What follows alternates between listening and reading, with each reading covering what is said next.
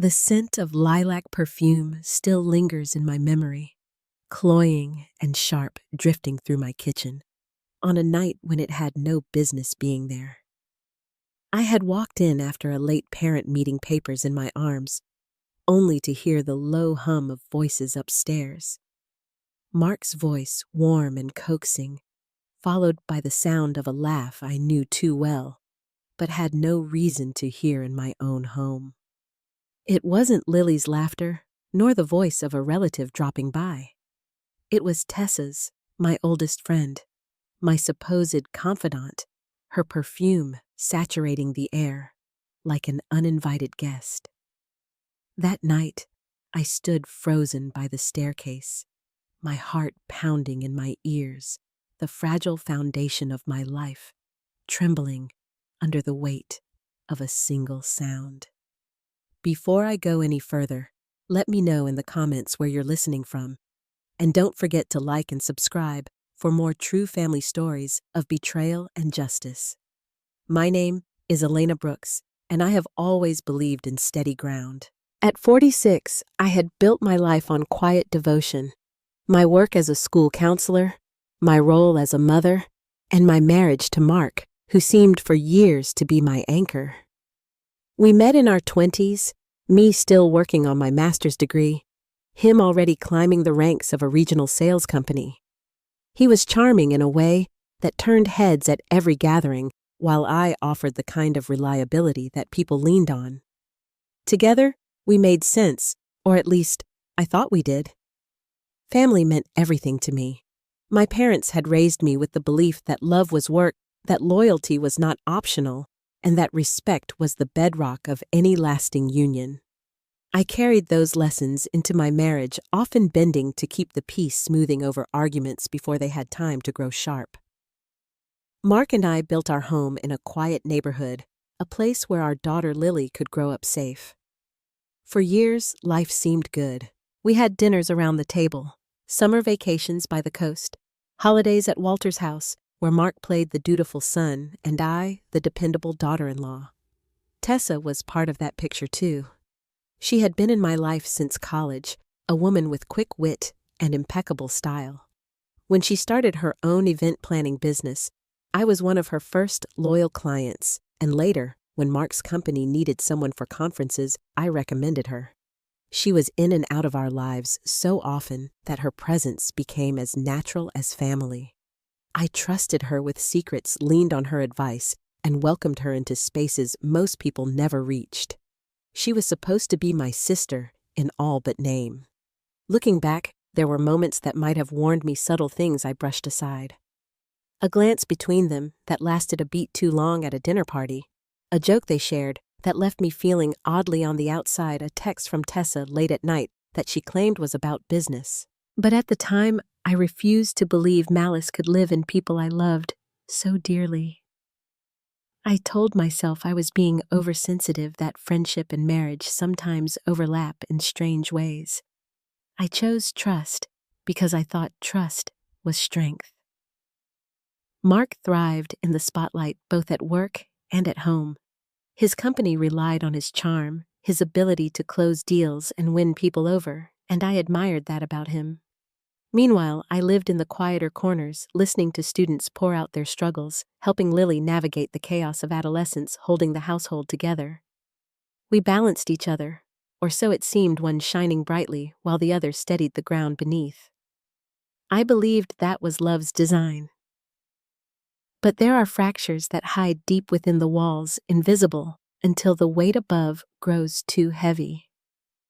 That night, standing by the staircase with lilac perfume searing my senses, I realized that my home was not the safe haven I thought it was. Something was breaking quietly but unmistakably, and no amount of smoothing over could stop it.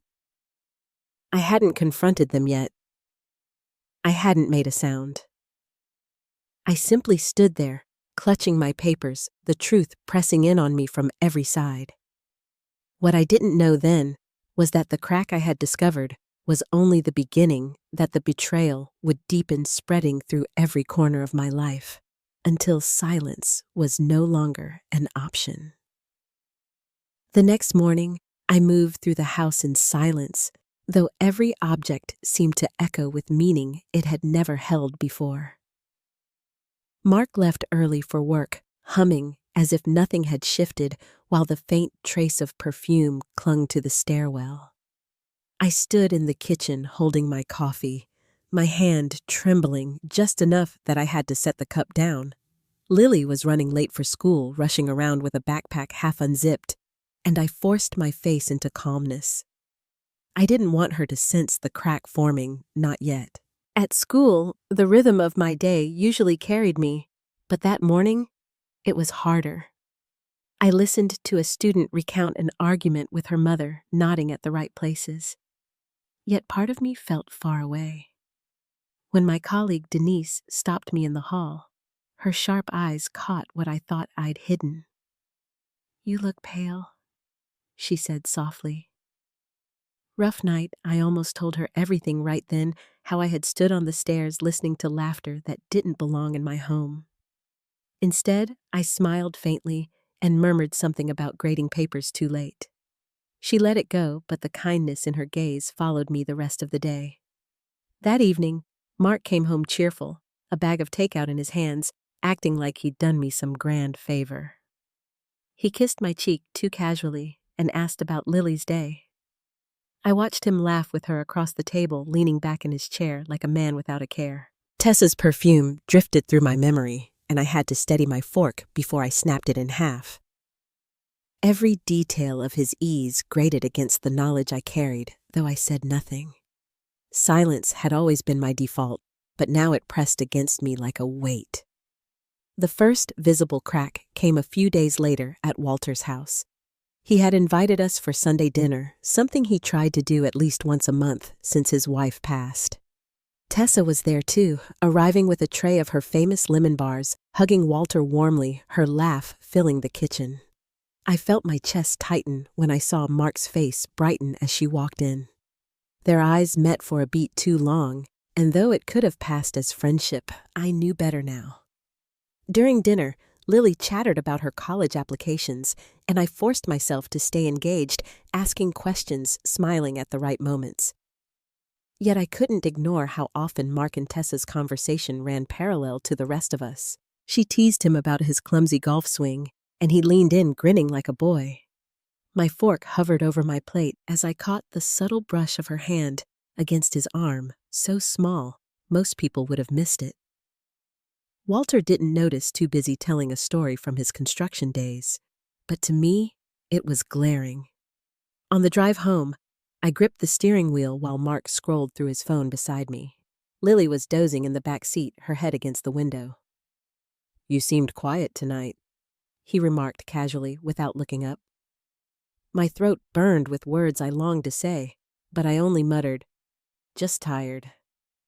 He nodded distracted and went back to his messages. That dismissal sealed the feeling that I was standing on the outside of my own marriage, watching the walls lean away from me. I started noticing patterns after that. Tessa appeared at events she had no reason to attend, like the Booster Club fundraiser at Lily's school. She worked the room with her usual confidence, but her eyes found Mark too quickly, too often. He excused himself from conversations just to stand near her, and I caught them once leaning in close, their voices low, their smiles private.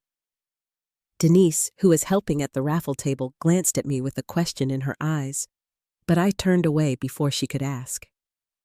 Admitting the truth would make it real, and I wasn't ready for that. At home, the tension thickened in ways Lily began to sense. One evening, she asked Mom, "Are you and Dad okay?" "You don't laugh at his jokes anymore." Her voice was hesitant, as though she was afraid of the answer. I kissed her forehead and told her everything was fine, that grown-ups had busy minds.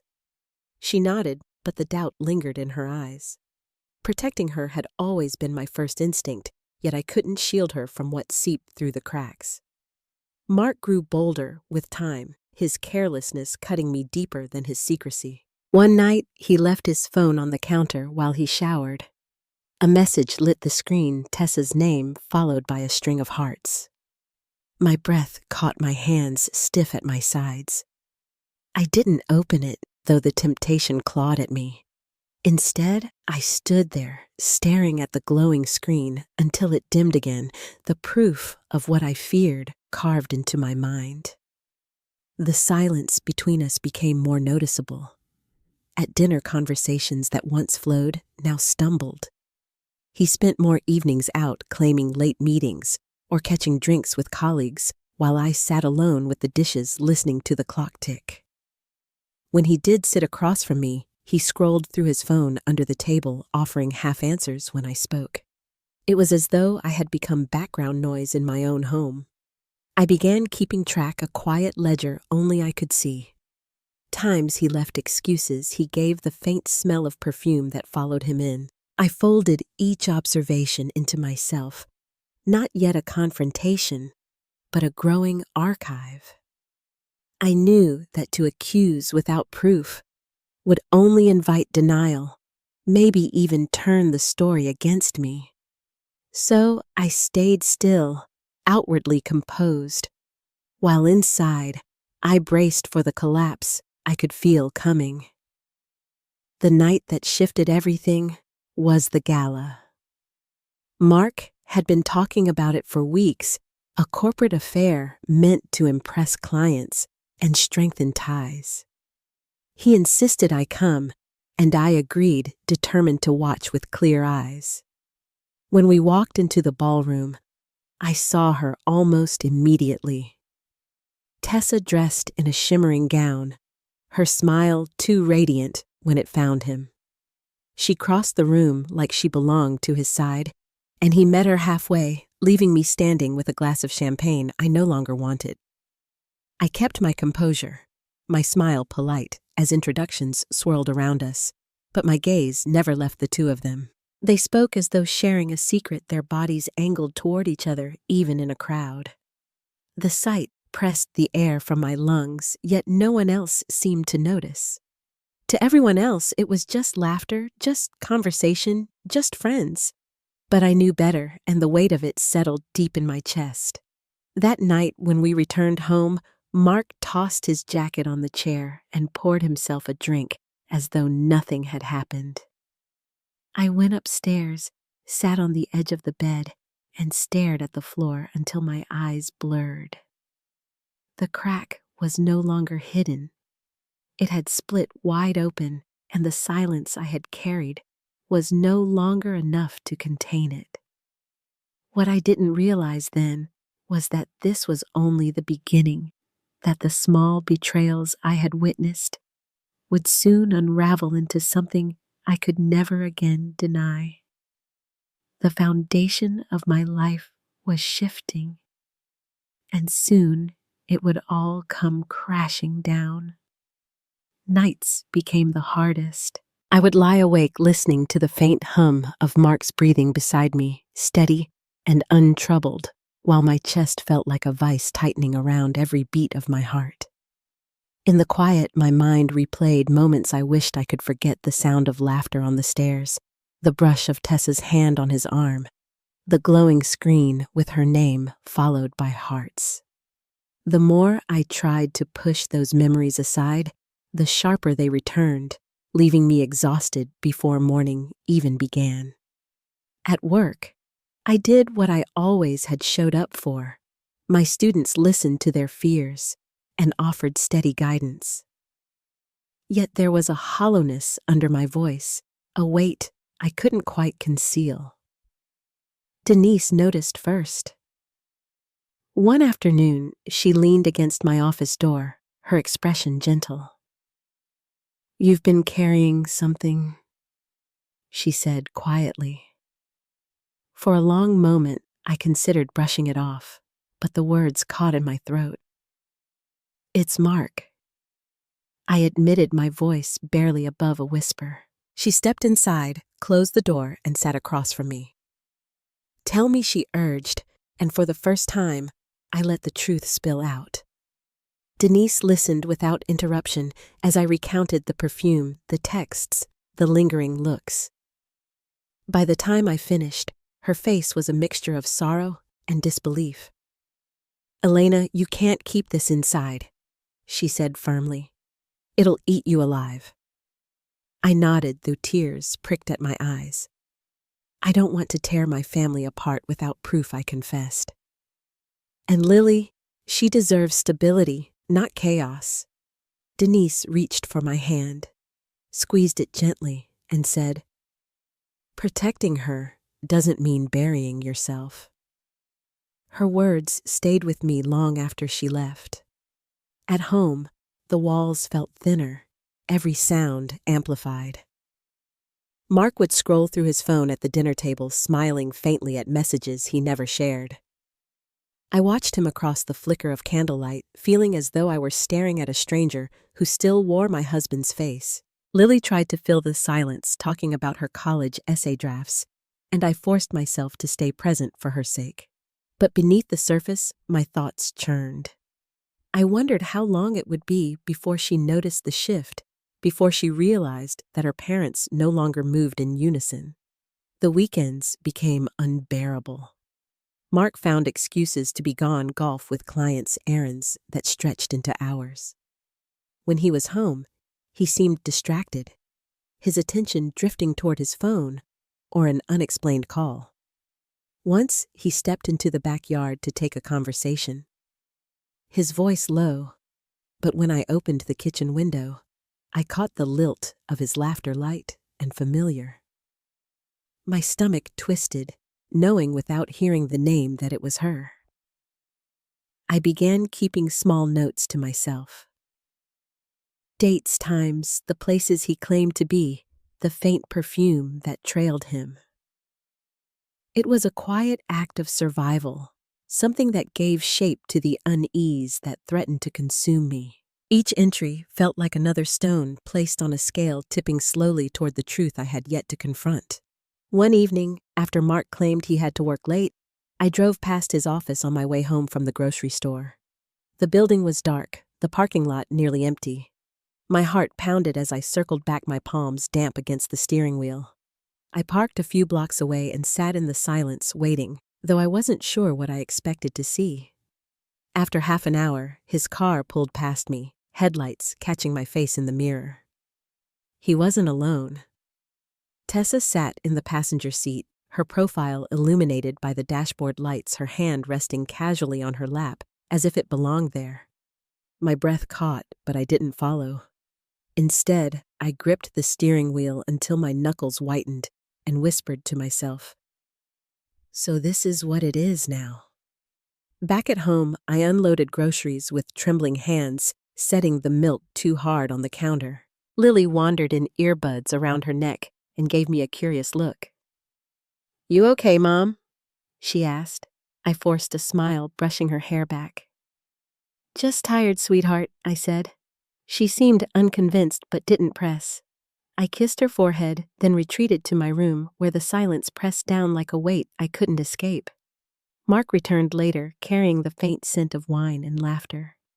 He kissed me lightly as if nothing were amiss and settled into bed. I lay rigid beside him, staring at the ceiling, wondering how long he believed this charade could last. My chest ached with the effort of staying quiet, yet I couldn't bring myself to shatter the fragile illusion, not yet.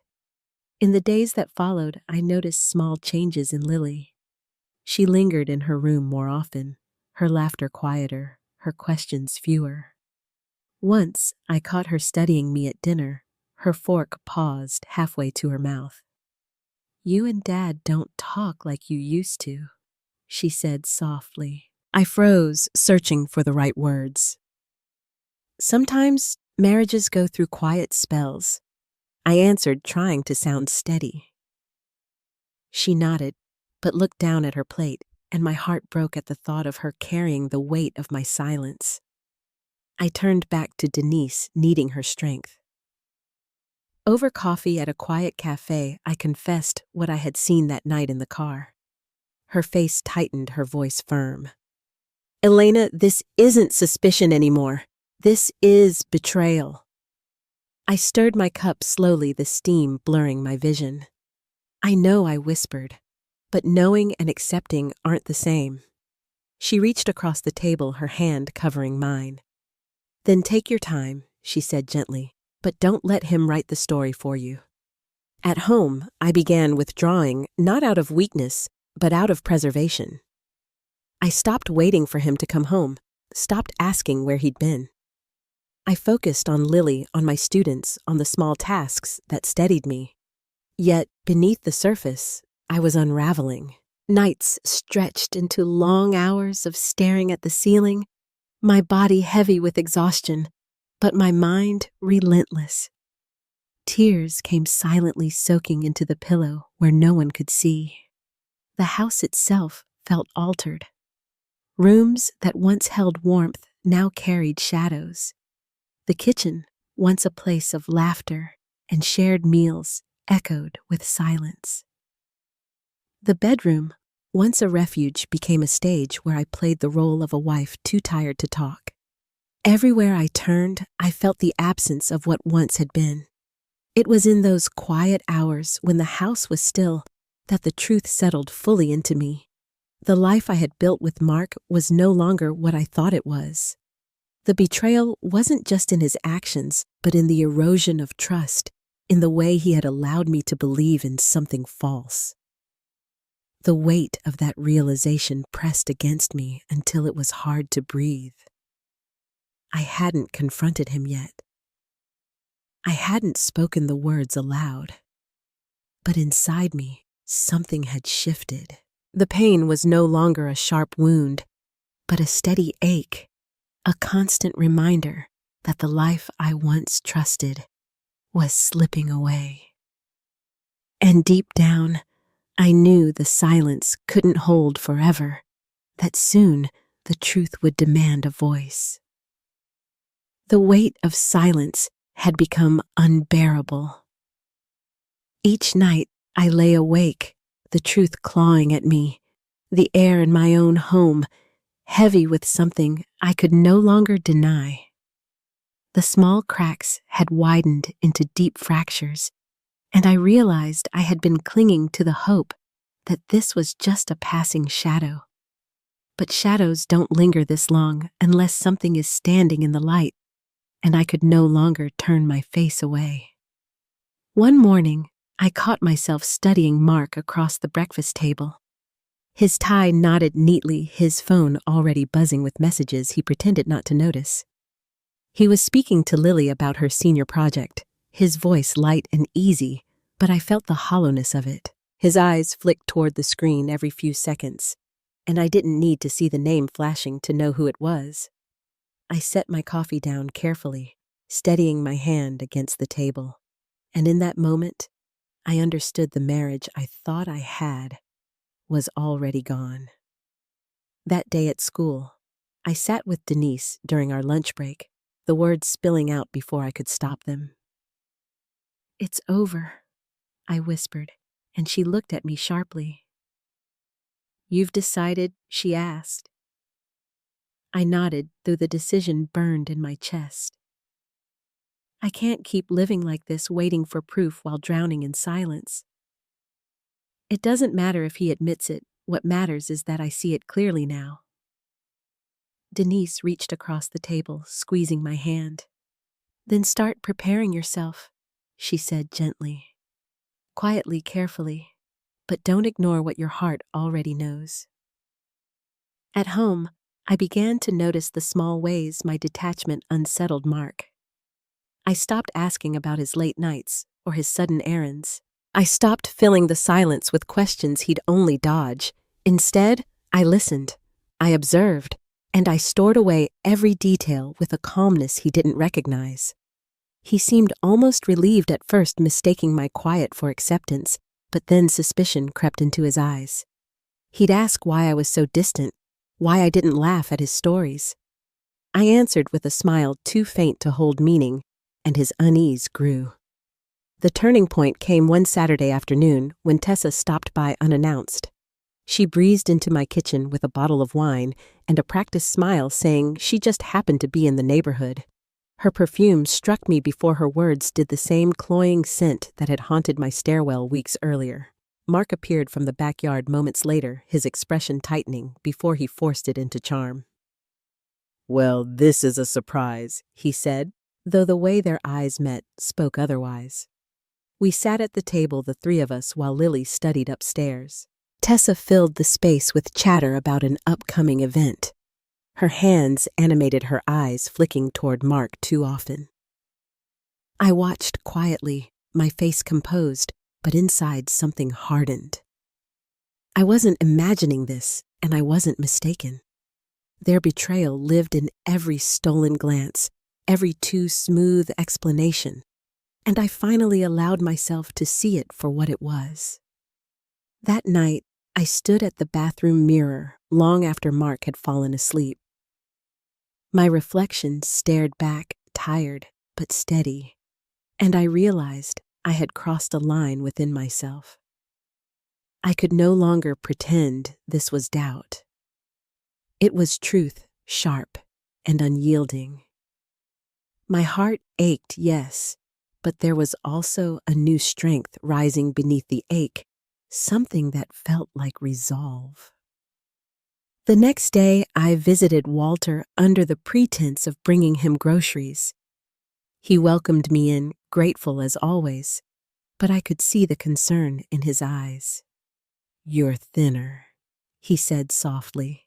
"Are you eating?" I brushed off his worry, but I knew he saw more than I wanted to admit. We sat at his kitchen table, and though I didn't tell him everything, I asked questions about resilience, about what he had learned in the years since losing his wife. His words were simple but grounding. When something's broken beyond repair, you don't patch it with tape. You rebuild. Driving home, I carried those words like a lantern through the fog. I wasn't ready to confront Mark outright, not yet, but I had stopped lying to myself. The marriage I thought I had no longer existed, and the life I wanted would never be possible if I stayed in its ruins. That evening, as I cleared the dinner dishes, Mark stood by the sink scrolling through his phone. His face lit briefly with a smile before he caught my gaze and quickly tucked it away. For the first time, I didn't feel the familiar pang of heartbreak. Instead, I felt a strange steadiness, as though the ground beneath me had shifted, but I was finally finding my footing. I spent the rest of that week moving with quiet purpose. I organized documents, checked bank accounts, and began noting the patterns of his absences with greater precision. It wasn't a plan yet, not fully, but it was preparation. And with each small step, I felt the fog lifting, replaced by the clarity of knowing I would not remain silent forever. Lying in bed one night, I heard Mark's soft snores and felt a calm I hadn't known in weeks. The pain was still there, sharp at times, dull at others, but alongside it lived something stronger. I had seen the truth. I had named it, even if only to myself and Denise. And that naming had power. I didn't know yet how I would confront him or when, but I knew one thing with certainty. The days of quiet denial were over. The truth was awake inside me now, and it would not go back to sleep. The quiet acceptance I had been carrying shifted into something else, a steady, deliberate energy that felt almost foreign after weeks of helplessness. It didn't come with rage or tears, but with a calm certainty, the kind that settles into the bones when a decision takes root. I had spent so much time holding my silence that I had almost forgotten what it felt like to move with purpose. Now, with the truth unshakable before me, I began taking my first careful steps toward reclaiming what was mine. The first change was small, but powerful. I stopped answering Mark's questions with automatic ease. When he asked about my day, I gave clipped responses and no longer filled the silence with warmth. He noticed almost immediately, his brow furrowing when I smiled without showing my teeth. "You're different," he remarked one evening as he poured himself a drink. I kept my eyes on the book in my lap and said simply, "I suppose I am." The shift unsettled him, though he tried to laugh it off, and I tucked that reaction away like a card I might need later. Denise was the one who pushed me towards seeking counsel. We met after work at a cafe tucked away from prying eyes, and she leaned in close, her voice steady. "You need someone in your corner, Elena. Someone who knows the law, not just the heart." Her words sat with me until I finally agreed. She gave me the name of a man she trusted, James Holloway, an attorney known for being discreet and exacting. Making that call felt like crossing a threshold, quiet but irreversible. James met me in his office on a gray afternoon. He listened intently as I laid out the pieces, his pen scratching across the page, his expression unreadable but kind. When I finished, he folded his hands. "You've been methodical," he said. "Dates, patterns, observations. That's good. What you need now is documentation that would stand if things become contested: finances, assets, communications. Gather them quietly. Do not confront him yet." His calm tone steadied me, reminding me that my instincts had value. I left with a folder of notes and a strange sense of empowerment humming beneath my skin. Back at home, I began my quiet work. While Mark showered, I slipped through drawers photographing bank statements and bills. While he scrolled on his phone, I organized files on mine, each one a thread in a net I was weaving around him. It wasn't revenge yet, not in the grand dramatic sense, but it was preparation. Each detail I captured felt like a reclaiming of space, a reminder that I wasn't powerless, even if he still thought I was. Mark, meanwhile, continued in his careless patterns. He stayed out later, his excuses thinner, and though he still tried to charm me at times, his efforts landed flat. One evening, he returned from work drinks with the faint scent of Tessa's perfume clinging to his jacket. He draped it over a chair as if nothing were amiss, and I carried it upstairs under the guise of tidying. In my closet, I slipped my phone into the pocket, capturing the evidence in a single, sharp photograph, before placing it back exactly as he'd left it. Lily sensed the tension more than ever, though I tried to shield her. She asked fewer questions now, but her eyes lingered on me with worry when she thought I wasn't looking. One evening, she pressed her hand over mine at dinner and whispered, "I just want you to be okay, Mom." Her words nearly broke me, but I steadied my voice and told her I was stronger than she knew. For her sake, I had to be. The turning point came when I found an email. Mark had left his laptop open on the counter, a rare lapse in his usually guarded habits. I approached slowly, heart pounding, but the subject line was plain to see: weekend plans confirmed. Against every instinct to look away, I clicked. There, in black and white, were details of a getaway with Tessa, dates, hotel reservations, a dinner already booked. My breath caught the betrayal sharper than any whispered conversation or stolen glance. This was no longer suspicion. It was intention written plainly. I closed the laptop gently, my hands steady even as my chest tightened. Later that night, as he kissed me goodnight with feigned tenderness, I stared into the dark and knew my course was set. Quiet observation had carried me this far, but now the first threads of resistance were firmly in place. He thought I was still standing in the background, but I was already moving, already preparing for the moment when the truth would no longer remain hidden. Over the next days, I shifted my routine. I withdrew from him not with anger, but with calm, a quiet distance that he couldn't quite name. When he asked if something was wrong, I answered, "Nothing you'd understand." The vagueness unsettled him, and I saw the flicker of doubt in his eyes. He began checking his phone more nervously, locking his laptop, watching me as if trying to gauge what I knew. That fear was its own kind of victory. I met James again at the end of the week, sliding the new documents across his desk. He studied them with a practiced eye, nodding slowly. "This is enough to begin positioning yourself," he said. But patience will be your greatest tool. Let him believe he holds the power while you quietly build your foundation. His words resonated deeply.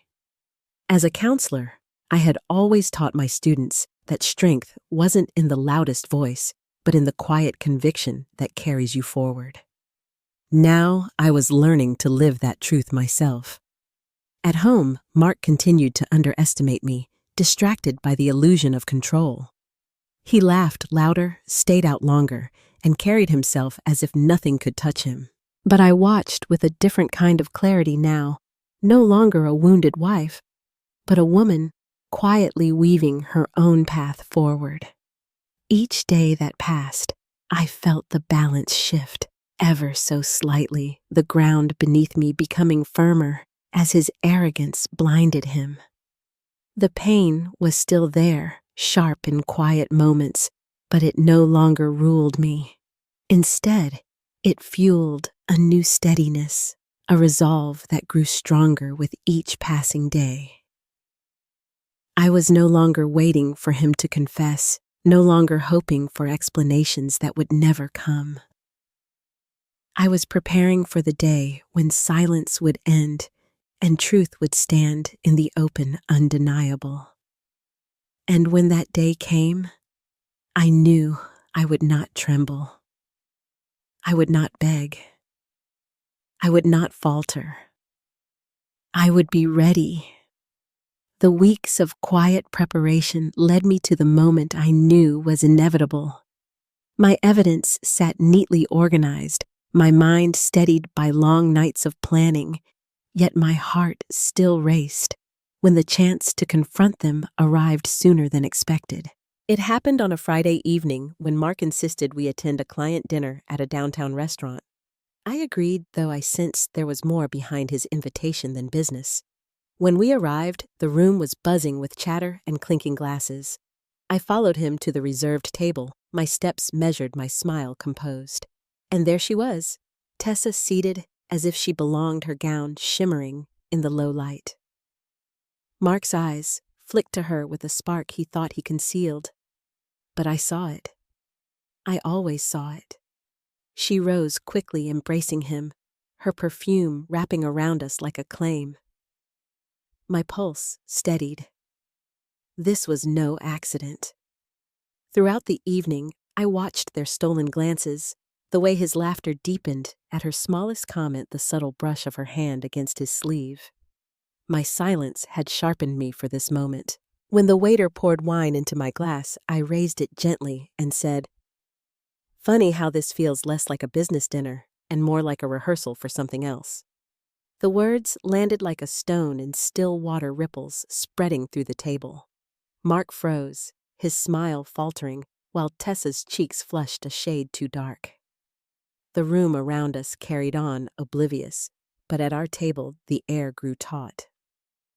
Mark recovered quickly, letting out a forced laugh. "Elena, you're reading into things?"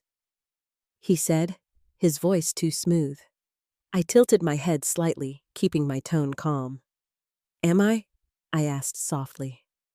Then with deliberate slowness, I reached into my bag and placed a folded sheet of paper on the table. His eyes darted to it, and I saw the color drain from his face. It wasn't everything just one printout, a copy of the hotel reservation he thought I hadn't seen. He leaned in, his voice low, sharp at the edges. "Where did you get this?" I met his gaze, steady as stone. "The truth has a way of surfacing," I said quietly. "Even when you think you've buried it." Tessa shifted in her seat, her hands trembling slightly as she reached for her glass. She didn't look at me. She looked at him, and in that glance, their shared guilt hung heavy between us. The rest of the evening unfolded like a play unraveling mid-scene. Conversation faltered, laughter thinned, and Mark grew more agitated with every passing minute.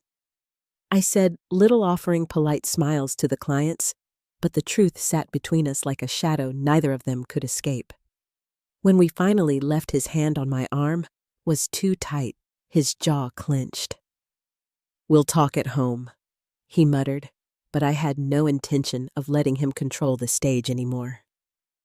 Back at the house, Lily was upstairs studying. Mark closed the door firmly behind us, his voice rising immediately. "What are you trying to do?" "Elena?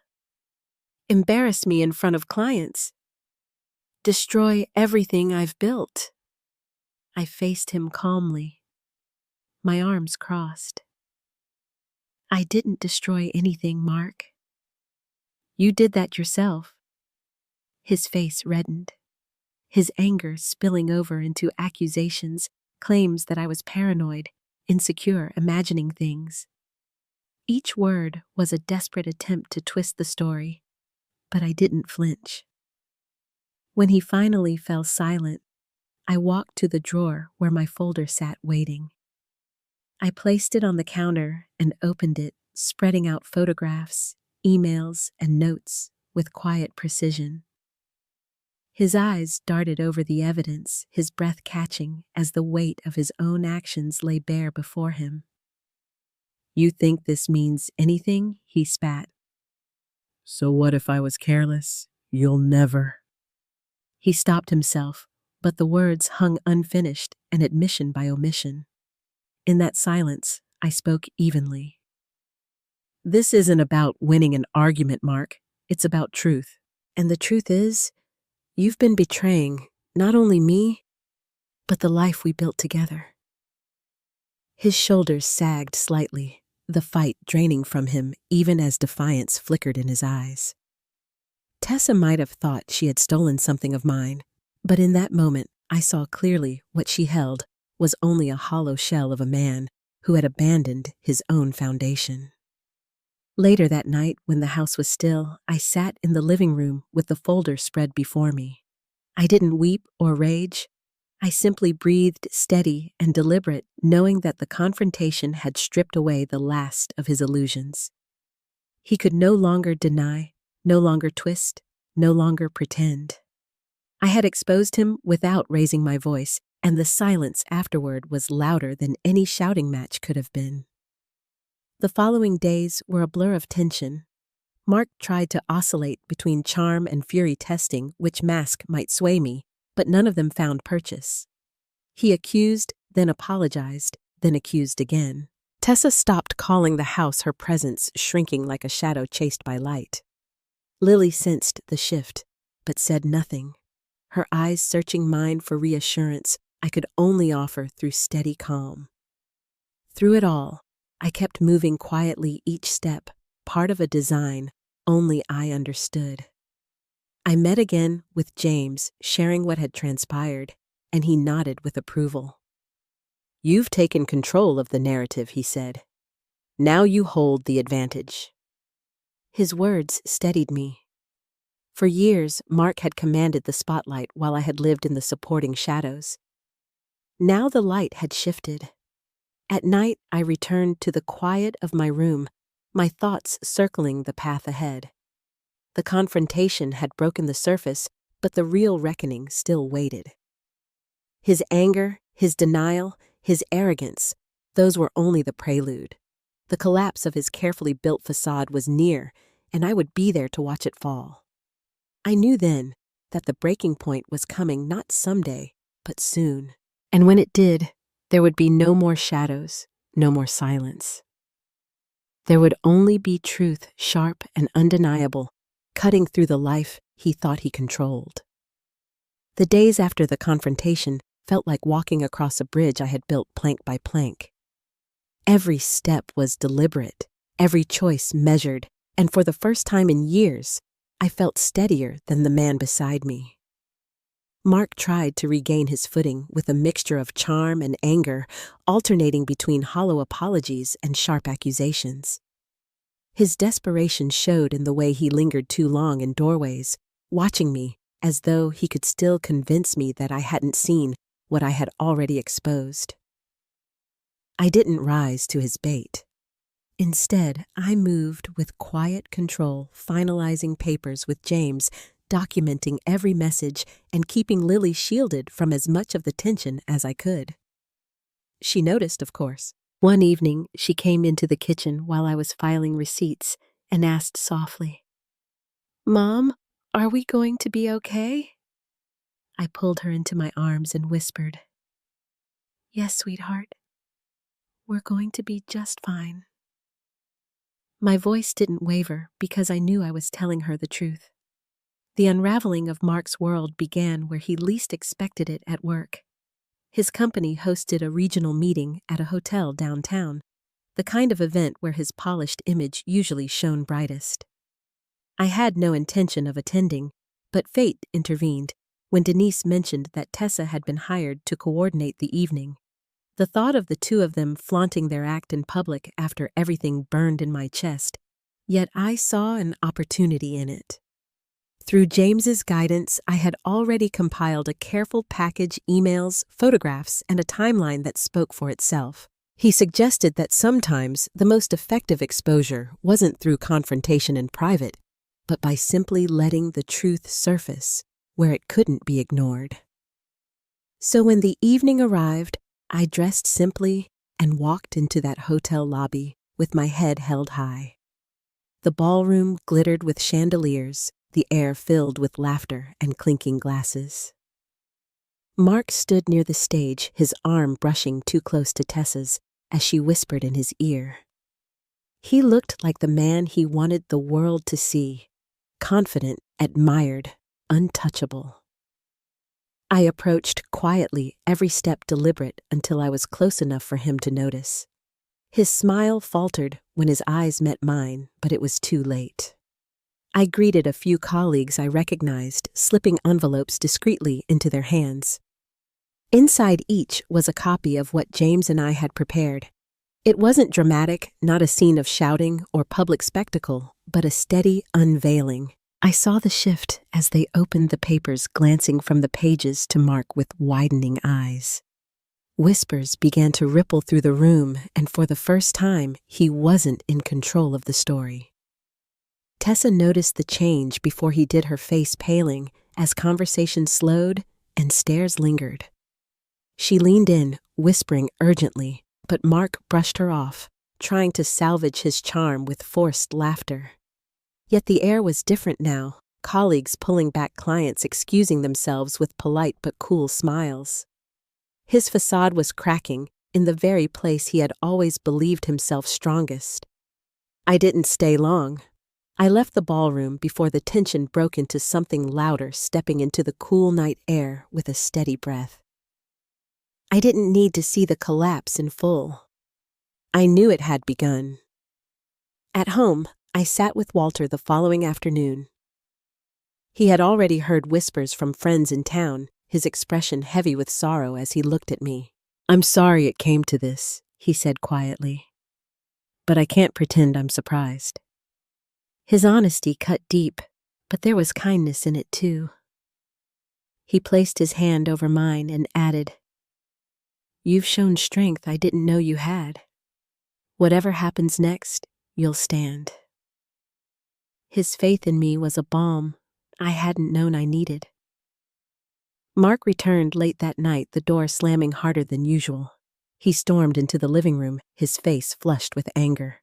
"Do you have any idea what you've done?" he demanded.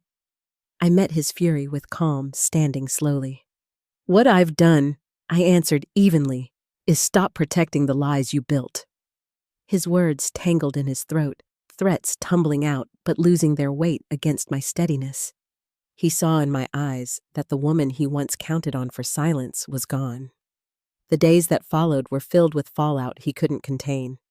Calls from clients stopped, emails went unanswered. Even his closest allies at work began to step back. Tessa's name stopped appearing on his phone, though I knew that had less to do with remorse and more with her self-preservation.